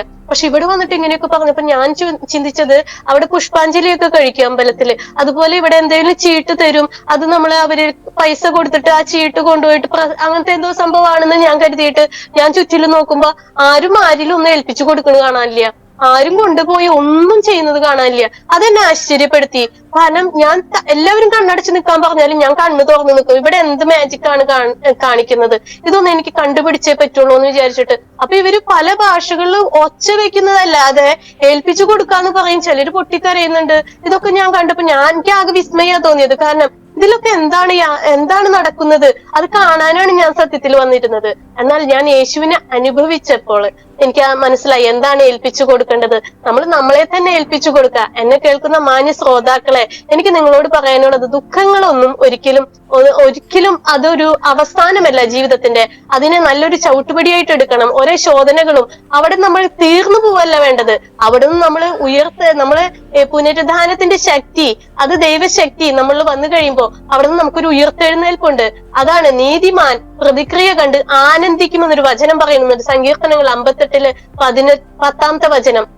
നീതിമാനാണോ? നിനക്ക് പ്രയാസങ്ങൾ ഉണ്ടാകാം, ദുഃഖങ്ങൾ ഉണ്ടാകാം, ഒരു മനുഷ്യനും അതിനെ പരിഹരിക്കാൻ പറ്റാത്ത പ്രശ്നങ്ങളും ദൈവസന്നിധിയിൽ കൊണ്ടുവന്നാൽ അതിനെ പ്രതിക്രിയ നടത്തി പെട്ടെന്ന് വിടുവിക്കുന്ന ഒരു ദൈവമാണ്. അതാണ് യേശു കർത്താവ്. അതുകൊണ്ട് നിങ്ങളും ദൈവത്തിൽ സമർപ്പിക്കാന്ന് പറഞ്ഞിട്ടുണ്ടെങ്കിൽ നമ്മളുടെ പ്രശ്നങ്ങൾ, പ്രയാസങ്ങൾ, നമ്മുടെ സന്തോഷങ്ങളായിക്കോട്ടെ, ദുഃഖങ്ങളായിക്കോട്ടെ, നമ്മുടെ ആവശ്യങ്ങളായിക്കോട്ടെ, എന്തു തന്നെ ആയിക്കോട്ടെ, അത് ദൈവത്തിന് നമ്മൾ അങ്ങോട്ട് വിട്ടുകൊടുക്കാന്ന് പറഞ്ഞ, ദൈവമേ ഇതൊക്കെയാണ് എന്റെ വിഷയങ്ങള്, ഇത് ഞാൻ നിന്റെ കരത്തിൽ തരിക, ഇതിന്മേൽ എന്താ ചെയ്യേണ്ടതെന്ന് എനിക്ക് പോലും അറിയുന്നില്ല, എനിക്കൊരു വലിയ പ്രയാസമുണ്ട്, എനിക്ക് ആ വിഷയത്തിന് ഇന്നും ഞാൻ എന്താ ചെയ്യേണ്ടതെന്ന് എനിക്ക് അറിയുന്നില്ല, ഞാനത് ദൈവത്തിന് വിട്ടുകൊടുത്തു. കാരണം അത് എന്താ ചെയ്യേണ്ടത് ദൈവത്തിന്റെ കയ്യിൽ. ദൈവം ചെയ്യുമ്പോ അതിനൊരു ഭംഗിയുണ്ട് കാര്യങ്ങൾക്ക്. നമ്മളായിട്ട് നമ്മുടെ ബുദ്ധിയിൽ ഓരോ കാര്യങ്ങൾ എടുത്തു ചാടി ചെയ്തു കഴിഞ്ഞാൽ അത് നമ്മളെ അപകടങ്ങളിൽ കൊണ്ടെത്തിക്കും. അപ്പൊ അതുകൊണ്ട് നമ്മളത് വിട്ടുകൊടുക്കാന്ന് പറഞ്ഞാൽ, ഞാൻ ഹിന്ദു ആയിരിക്കുമ്പോ ഇതിൽ വന്നപ്പോ എല്ലാവരും വിട്ടുകൊടുക്കൂ, സമർപ്പിക്കൂ, ഏൽപ്പിച്ചു കൊടുക്കൂ എന്ന് പറഞ്ഞപ്പോ എനിക്ക് ഒന്നും മനസ്സിലായില്ല. എന്നാൽ പിന്നീട് നമ്മൾ പ്രാർത്ഥനയിൽ പോയി നമുക്ക് മനസ്സിലായി, നമ്മളെ ഏൽപ്പിക്കേണ്ടത് നമ്മളെ തന്നെയാ, നമ്മുടെ ആത്മാവിനെയാ, നമ്മുടെ ഹൃദയത്തെയാ, നമ്മുടെ ദുഃഖങ്ങളെയാ, നമ്മുടെ പ്രയാസങ്ങളെയാ, നമ്മുടെ പ്രശ്നങ്ങളെയാ. അതൊക്കെ അങ്ങോട്ട് ദൈവത്തിന്റെ കരത്തിൽ ഏൽപ്പിച്ചു കൊടുത്താലുണ്ടല്ലോ നമ്മൾ അങ്ങോട്ട് ഫ്രീ ആവും. അത് ഏൽപ്പിച്ചു കൊടുക്കേണ്ടതുപോലെ ഏൽപ്പിക്കണം, പ്രാർത്ഥിക്കേണ്ടതുപോലെ നമ്മൾ പ്രാർത്ഥിക്കണം. ദൈവത്തിന്റെ ഇഷ്ടത്തിന് നമ്മളെ ഏൽപ്പിച്ചു കൊടുക്കുമ്പോഴാണ് ദൈവം നമ്മളെടുത്ത് ദൈവത്തിന്റെ രൂപത്തിലാക്കി, ദൈവത്തിന്റെ പ്രതീകങ്ങളാക്കി പല രാജ്യങ്ങളിലും പല സ്ഥലങ്ങളിലും ദൈവം നമ്മൾ ഉപയോഗിക്കുക. നമ്മളത് ഏൽപ്പിച്ചു കൊടുക്കാത്തോളം നമുക്ക് ആത്മീയ വളർച്ചയില്ല, നമ്മുടെ പ്രശ്നത്തിന് പരിഹാരവുമില്ല. പ്രശ്നങ്ങൾ ഇങ്ങനെ ഓരോ ദിവസവും പ്രശ്നങ്ങളില്ലാത്ത മനുഷ്യരില്ല, അല്ലെ? ഏതു തരത്തിലുള്ള ഏത് ജാതിയിലുള്ളവരായാലും അവരൊക്കെ പല പ്രശ്നങ്ങളും ഫേസ് ചെയ്യുന്നുണ്ട്. വലിയ മുതലാളിമാരായിക്കോട്ടെ, കോടീശ്വരന്മാരായിക്കോട്ടെ, അവർക്ക് ചിലപ്പോൾ അവർക്ക് സമാധാനവും സ്വസ്ഥത ഉണ്ടാവണമെന്നില്ല. അപ്പൊ പ്രശ്നങ്ങൾ എന്നും കൂടപ്പിറപ്പ് പോലെ നമ്മുടെ പിറകെ ഉണ്ടാകും. അതിനെ ജയിക്കാന്നുള്ളതാണ്. അതിനുള്ള പോംവഴി എന്താണ്? അത് യേശു മാത്രമാണ്. യേശുവിലേക്ക് നമ്മൾ പ്രാർത്ഥിക്കുക, യേശുവിന്റെ വചനങ്ങളെ നമ്മൾ ശ്രവിക്കുക. ഇനി വായിക്കാൻ പറ്റാത്തവരാണെങ്കിൽ നമ്മൾ അത് ശ്രവിക്കുക. അത് ശ്രവിക്കും തോറും നമ്മളിലുള്ള രൂപാന്തരങ്ങൾ വന്നുകൊണ്ടിരിക്കും, ഭവനാന്തരീക്ഷത്തിൽ മാറ്റങ്ങൾ വന്നുകൊണ്ടിരിക്കും. നമ്മളെ തന്നെ നമ്മളെ വിധിച്ചിരിക്കുന്ന അനുഭവങ്ങളിൽ നിന്നെല്ലാം ദൈവം പൊട്ടിച്ച് പുറത്തെടുക്കും. ഓരോ മനുഷ്യരും നമ്മളെ വിധിച്ച് കെട്ടിവെച്ചിട്ടുണ്ടാവും. ഇവളിത്രയേ വളരുള്ളൂ, ഇവളിതോടെ തീർന്നു, ഇവിടം കൊണ്ട് അവസാനിച്ചു. അതൊക്കെ നമുക്ക് നല്ല വാക്കുകളാ. എന്നെ സംബന്ധിച്ച് അതൊക്കെ ആ സമയത്ത് ഞാൻ തകർന്നിട്ടുണ്ട്, ഞാൻ കരഞ്ഞിട്ടുണ്ടെങ്കിലും പിന്നീട് ആ വാക്കുകളുണ്ടല്ലോ അതിന് ഞാൻ ക്യാൻസലാക്കി പ്രാർത്ഥിക്കും.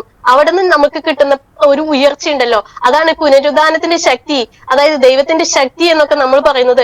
നമ്മുടെ പ്രത്യേക ഘട്ടത്തില് നമ്മൾ തകർന്ന് ഇരിക്കുന്ന തരിപ്പണമായിരിക്കുന്ന അനുഭവത്തില് കരം പിടിച്ച് ഉയർത്തുന്ന ദൈവത്തിന്റെ കരം, ആ സാന്നിധ്യം നമ്മൾ അനുഭവിക്കുമ്പോൾ ഉണ്ടാകുന്ന ഒരു റിലാക്സേഷൻ ഉണ്ട്. ആ സമയത്ത് നമ്മൾ ഒരു കുഞ്ഞു കുട്ടികളുടെ പോലെയാവും. നമ്മുടെ ആ ദുഃഖങ്ങളൊക്കെ മറന്ന് സ്വസ്ഥത അനുഭവിച്ച് നമ്മളൊരു ദൈവത്തിന്റെ ഒരു പൈതലായിട്ട് ദൈവം നമ്മളെ ചേർത്ത് പിടിക്കുന്ന ഒരു അനുഭവം, ദൈവത്തിന്റെ സാന്നിധ്യവും സ്നേഹവും നമ്മൾ അനുഭവിക്കുമ്പോൾ ഉണ്ടാകുന്ന ഒരു സ്വസ്ഥതയുണ്ട്.